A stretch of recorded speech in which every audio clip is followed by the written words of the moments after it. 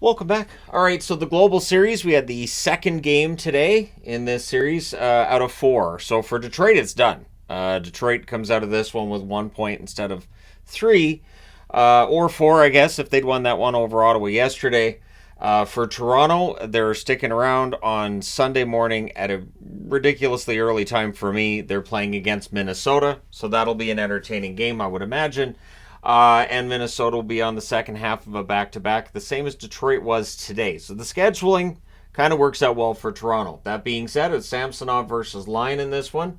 Good early back and forth. You could see some rust with the Leafs when it came to their passing, and it was not the most exciting game through the first half. Not going to lie.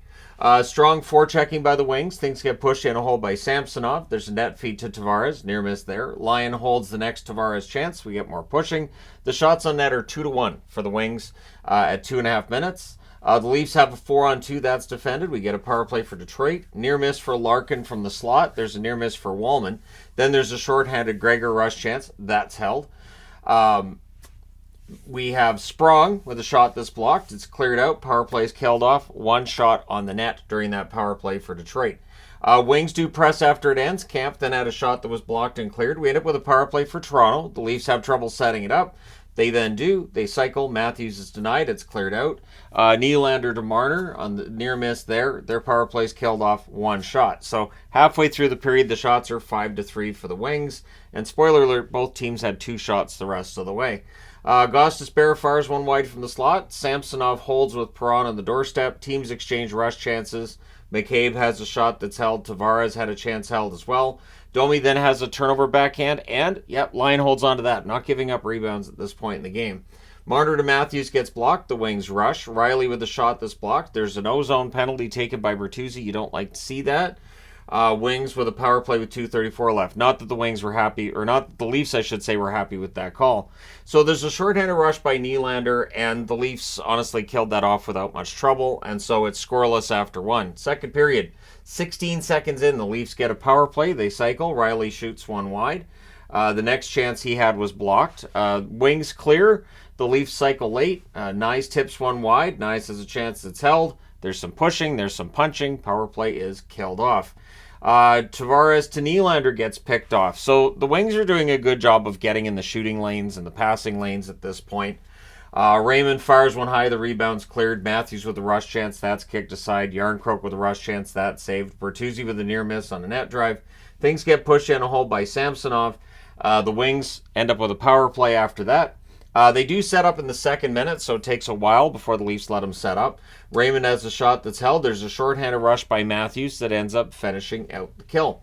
Kampf has a net drive that's held. Fisher with a wraparound. That gets blocked. The Leafs clear. The net gets knocked off as the Leafs press. The Leafs wanted a penalty call. Wallman crashes into that net pretty hard. Didn't really give either. So, yeah, the nets the last couple of days haven't been moving around much, and that's a recipe for disaster potentially. So at any rate, Wallman exits at this point. There was a review to see if the puck would have been in the net if the net wasn't knocked off. So there was some give with Wallman, but still not a lot. It's not like it doesn't hurt when you get thrown into the net, or you, in this case, toe pick and end up falling into the net. There will be those who say he toe picks and falls down on purpose to knock the net off before a puck goes in. But at any rate, puck didn't go in, no goal. Rasmussen's denied. There's a dog pile at the net after that. The Wings are upset, and it turns out they're right. So they were upset. They figured it should have been a penalty shot. Lalonde was saying a penalty shot because Riley covered the puck in the crease, and the referee caught it, and therefore it's a penalty shot. Any player on the ice can take the penalty shot in that situation, and they opted for Sprong. It was a right call. Sprong ends up getting the penalty shot on a nice deke move at 12:52. It becomes a 1-0 score. Now the Leafs would press for a response. Yarncroke fires one high, but the Wings press back and they score. It's Raymond with his second goal in 2 games in Sweden. He's going to miss playing in Sweden. Sherratt and Seider with the assists of 14:44. So he wires that one from the side of the net. Could we argue Samsonov should have had that one? Maybe, sure. It's still a nice shot. At any rate, it's 2-0 for Detroit. Then there's too many Leafs on the ice. The Wings get a power play. DeBrincat fires one wide. Near miss for Larkin. The Leafs clear. Power play's killed off. The Wings press after, but they're kept to the outside. Detroit's power play is becoming more and more of a problem. In the early going of the season, it was a problem for the opposition. Now it's a problem for Detroit. So it's 2-0 Detroit, though, after the second period. Nothing to worry about here.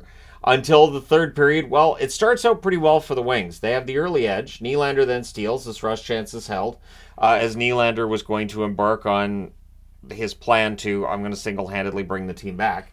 DeBrincat has a 3-on-2 chance. Mask saved by Samsonov there. The Wings weren't giving the Leafs any prime opportunities at this point. Kostin has a rush chance that stings Samsonov. So it was it the throat? Was it the collarbone? It hits him right about here. So there's a little bit of padding there, but not a lot. So he clearly shaken up a little bit. He does stay in the game.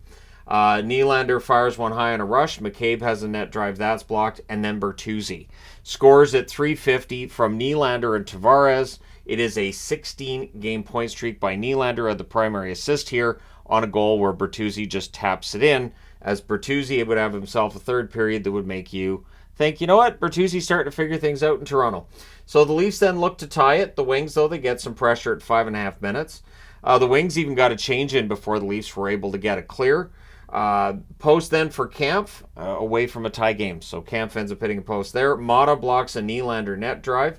Bertuzzi's denied as the Leafs press. It's cleared out. But again, this line, every time they were on the ice in the third, they were all around it.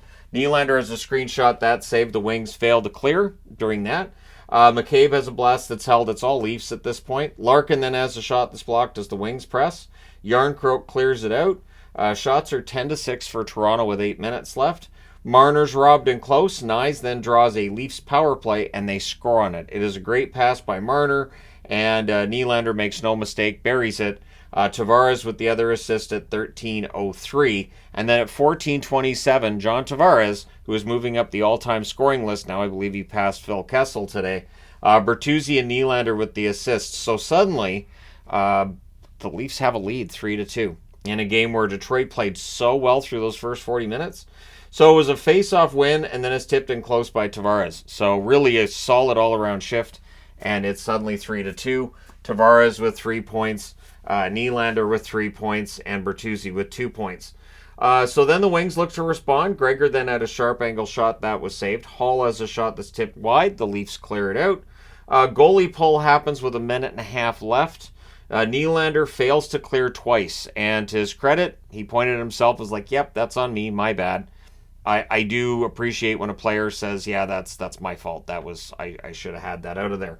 DeBrincat then has a shot that's held, so that hold gets them the line change, or at the very least a bit of a break, because that's when, with 33.5 seconds left, the Wings call a timeout. The Leafs fail to clear again. The Wings cycle, but Riley would finally clear to end the game. So Toronto wins this one 3-2. They go to 9-5-2 with the victory. Detroit drops to 8-6-3 with the loss. Tough trip for them overall. I'm sure they enjoyed their time in Sweden, but they'll probably be happy to get home as well. Shots on net, 7-5 Detroit in the first, 12-9 Detroit in the second, and then Toronto, who had a 6-day layoff before this one, they really got their gears going. 15-10 were the shots in the third for Toronto, and that the main piston firing here was Nylander. So he was the star of the game. He did win Player of the Game award after. So 29 shots for each team in this game. Toronto goes 1 for 3 on the power play. Detroit, as I mentioned, their power play has been an issue. They were 0 for 4 in this game. Hits 13-8 for Detroit. Samsonov saves 27 out of 29. And Lyon, who had a good game, 26 saves on 29 shots at the other end. So, yeah, there you go. Let me know your thoughts in the comment section below. As always, don't forget to hit like and subscribe if you're browsing your way through. You just happened upon this video. Thank you guys so much for watching, for all your support. I will talk to you again soon.